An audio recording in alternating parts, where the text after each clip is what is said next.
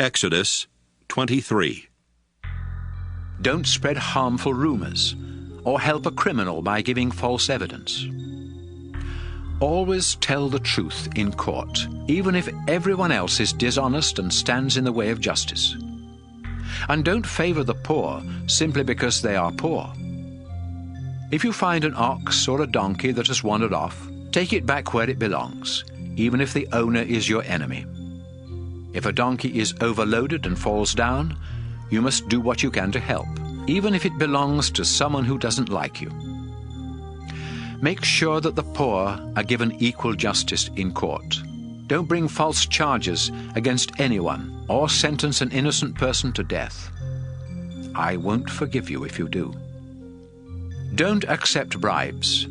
Judges are blinded and justice is twisted by bribes.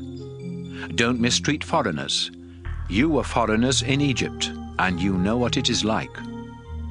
Plant and harvest your crops for 6 years. But let the land rest during the 7th year. The poor are to eat what they want from your fields, vineyards, and olive trees during that year. And when they have all they want from your fields, leave the rest for wild animals.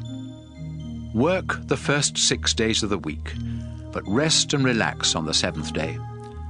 This law is not only for you, but for your oxen, donkeys, and slaves, as well as for any foreigners among you. Make certain that you obey everything I have said. Don't pray to other gods or even mention their names. Celebrate 3 festivals each year in my honor. Celebrate the festival of thin bread by eating bread made without yeast, just as I have commanded. Do this at the proper time during the month of Abib, because it is the month when you left Egypt. And make certain that everyone brings the proper offerings. Celebrate the harvest festival each spring when you start harvesting your wheat, and celebrate the festival of shelters each autumn when you pick your fruit. Your men must come to these 3 festivals each year to worship me. Do not offer bread made with yeast when you sacrifice an animal to me, and make sure that the fat of the animal is burned that same day. Each year, bring the best part of your first harvest to the place of worship. Don't boil a young goat in its mother's milk. I am sending an angel to protect you and to lead you into the land I have ready for you. Carefully obey everything the angel says, because I am giving him complete authority, and he won't tolerate rebellion. If you faithfully obey him, I will be a fierce enemy of your enemies. My angel will lead you into the land of the Amorites, Hittites, Perizzites, Canaanites, Hivites, and Jebusites, and I will wipe them out. Don't worship their gods or follow their customs. Instead, destroy their idols and shatter their stone images. Worship only me, the Lord your God. I will bless you with plenty of food and water and keep you strong. Your women will give birth to healthy children, and everyone will live a long life.